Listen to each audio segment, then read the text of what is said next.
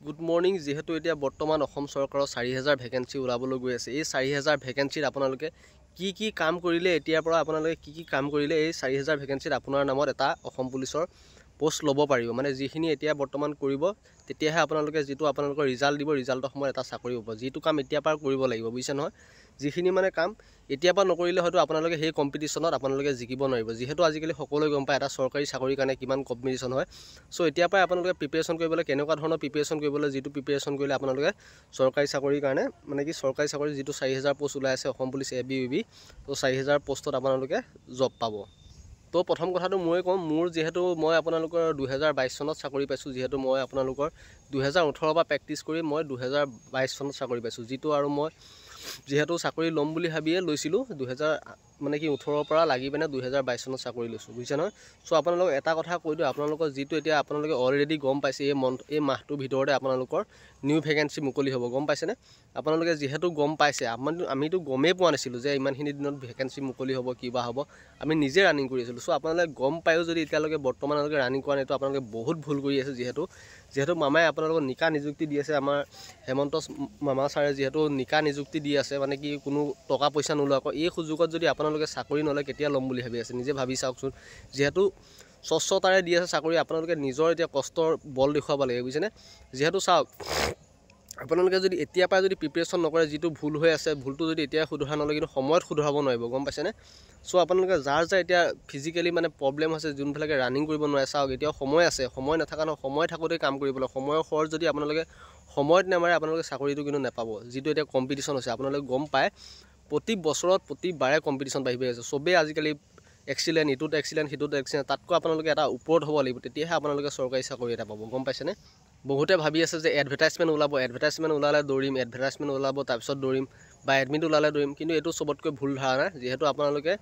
Advertisement ওলাব বুলি already আপোনাক এমাহৰ আগতে গম পাই গৈছে আপোনালোকে কিমান ভাল খবৰ আপোনালোকে নিজে ভাবি চাওক এক মাহৰ আগতে আপোনালোকে গম পাইছে 4000 ভেকেন্সি ওলাই যাব সো আপোনালোকে মই এতিয়াও কৈছো আপোনালোকে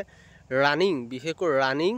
আৰু কি বুলি কয় লং জাম্প আৰু চিন আপ এই কেটা মাৰি থাকিব সদায় বুজিছেনে ৰানিং লং জাম্প চিন আপ এতিয়াবা যদি প্ৰেক্টিছ কৰি থাকে আপোনালোকে বেছি প্ৰেক্টিছ কৰিব নালাগে যেহেতু অলপ প্ৰেক্টিছ কৰক বেছি প্ৰেক্টিছ কৰিব নালাগে কাৰণ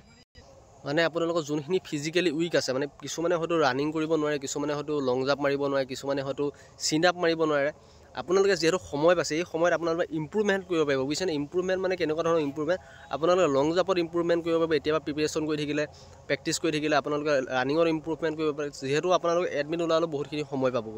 সো আপোনালোকে যাৰ মানে কি আপোনালোকে ইমপ্ৰুভমেন্ট হোৱা নাই নিজে গম পায় যে লং জাম্প মোৰ ইমান নাযায় সো এতিয়া পৰা আপোনালোকে প্ৰেক্টিছ কৰক আৰু ভাল খানা পিনা খোৱা ষ্টাৰ্ট কৰক আপোনালোকে বহুত ডেভেলপ হ'ব যেহেতু আমাৰ বহুত লগৰ তেনেকৈ চাকৰি পাইছে সো আপোনালোক এতিয়াও কৈছো আপোনালোক সময় থাকোতে এতিয়াবা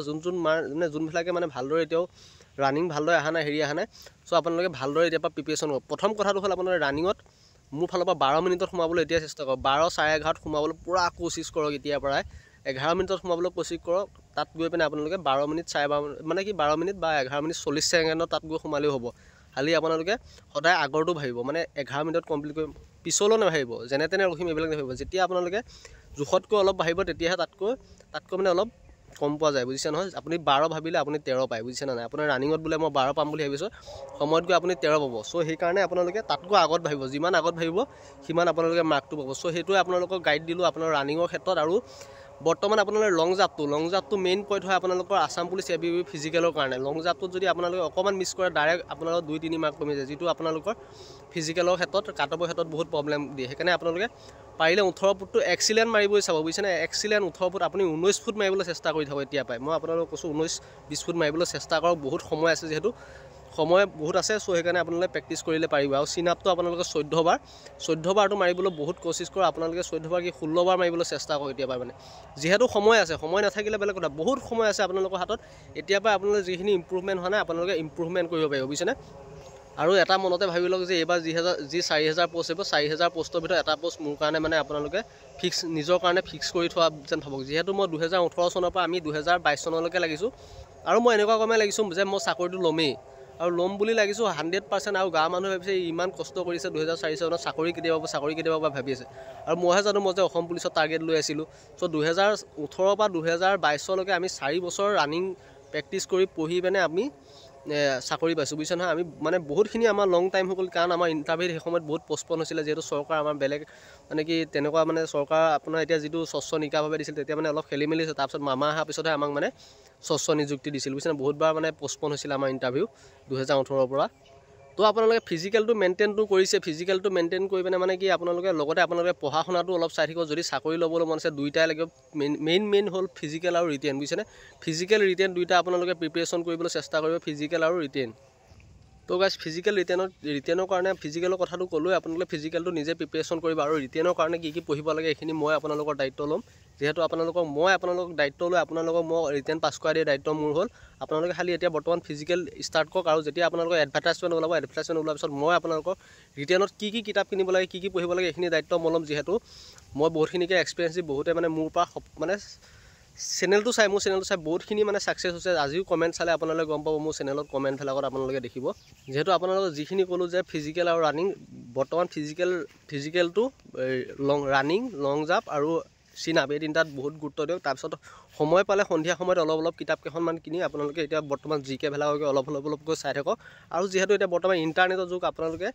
ইণ্টাৰনেটৰ যুগ কাৰণে আপোনালোকে ইউটিউবতো বহুত শিকিব পাৰিব। যিহেতু আপোনালোকে বহুত চেনেল ওলাই গৈছে, মেথছ ৰিজনিং এইবোৰ ইউটিউবত চাই থাকিব পাৰে। চ' আৰু এটা কথা কৈছোঁ, আপোনালোকে যোনখিনি মানুহে আপোনালোকক হিংসা কৰে, যিহেতু গাঁৱত বহুতে এতিয়া আপোনালোকে প্ৰিপেৰেশ্যন কৰিলে বহুতে জ্বলিব। চ' আপোনালোকে সিহঁতক দেখুৱাই দিব যে মই কৰিব পাৰোঁ নে সময়ত দেখুৱাই দিব। এতিয়া আপোনালোকে দৌৰি থকা সময়ত বহুতে হাঁহিব বা কিবা কৰিব, কিন্তু আপোনালোকে যেতিয়াতো চাকৰি পাব তেতিয়া সিহঁতৰ যে গাটো জ্বলাই দিব পাৰে। আপোনালোকে তেনেকুৱা কমে প্ৰিপেৰেশ্যন কৰে, যিহেতু বহুতক হিংসা কৰা তেনেকুৱা স্বভাৱ আছে। চ' আপোনালোকে সেইকাৰণে কৈছোঁ, আপোনালোকে নিজৰ শক্তিটো দেখুৱাই দিব আপোনালোকে বুজিছেনে। এতিয়াৰ পৰা মনে থাকক, আপোনালোকে নিজৰ ৰানিং নিজে কাম কৰি গৈ থাকক, সময়ত আপোনালোকে দেখুৱাই দিব যে মই ল'লোঁ। আৰু এটা ড্ৰিম বনাই লওক, ড্ৰিমটো একে ছাকচেছ কৰিব লাগিয়ে যাওক মানে একে কোনো মানে আহি যে ৰখাব নোৱাৰে। আপোনাৰ এনেকুৱাকৈ প্ৰেক্টিছ কৰক যেনেকৈ মই কৰিছিলোঁ। মই তেনেকৈ দেখুৱাই মই ল'ম বুলি কৈও লৈ দেখুৱাই দিছোঁ। মোৰ মানে সেইটোৱে মোৰ ভাল লাগে, আজি যে মই চাকৰি এটা ল'ম বুলি কৈ মই নিজে লৈ দেখুৱাই দিছোঁ। মই সেইটো মানে নিজৰ ওপৰত গৌৰৱ কৰোঁ, যিহেতু মই ল'ম বুলি কৈছোঁ আৰু সেই পষ্টত মই লৈ দেখুৱাই দিছোঁ। এনেকুৱা আপোনালোকে এটা মটিভ লৈ কাম কৰক আৰু আপোনালোক 100% ছাকচেছ হ'ব। যিখিনি নতুন কেণ্ডিডেট কৈছোঁ, আপোনালোকৰ বহুত যিহেতু ফিজিকেলৰ এনাৰ্জি থাকে বৰ্তমান সময়ত নতুন জছত। চ' এই জছতে ল'লে আপোনালোকে বহুত ভাল। এই জছতে আপোনালোকে পিছলৈ বয়স হৈ গ'লে অলপ প্ৰব্লেম হয়। চ' কম বয়সতে আপোনালোকে ৰানিং, লং জাম্প যিহেতু বহুত আহে, চ' আপোনালোকে প্ৰেক্টিছ ভালদৰে কৰক। আৰু পঢ়াখিনিৰ দায়িত্ব মোৰ বাকীখিনি। আৰু বেছি কথা নকওঁ, যিহেতু আপোনালোকে কিবা যদি জানিব বিচাৰে মোক কমেণ্ট কৰিব, মই আপোনালোকক জনাই থাকিম। যিহেতু মই এতিয়া অসম পুলিচতে জোৱান হয়, মই গম পাওঁ কি হ'ব কি নহ'ব সেইখিনি আপোনালোকক। আৰু মই আপোনালোকক পঢ়া পৰা আদি কৰি যিখিনি ৰিজনিং সকলোখিনিতে হেল্প কৰিম। আপোনালোকে খালি মোৰ চেনেলটো পাৰিলে ছাবস্ক্ৰাইব কৰি ৰাখি থৈ দিব। যদি ভাল লাগিলেহে ছাবস্ক্ৰাইব কৰিব, ভাল নালাগিলে ছাবস্ক্ৰাইব নকৰিলে হ'ল। চ' গাইজ আজিৰ ভিডিঅ'টো ইমানখিনিতে শেষ কৰোঁ। আৰু আপোনালোকক নেভাৰ গিভ আপ, হাৰ নেমানিব বুলি কৈছোঁ। আমি অসম পুলিচৰ 4000 পষ্টত এটা পষ্ট ল'বই লাগিব। ধন্যবাদ।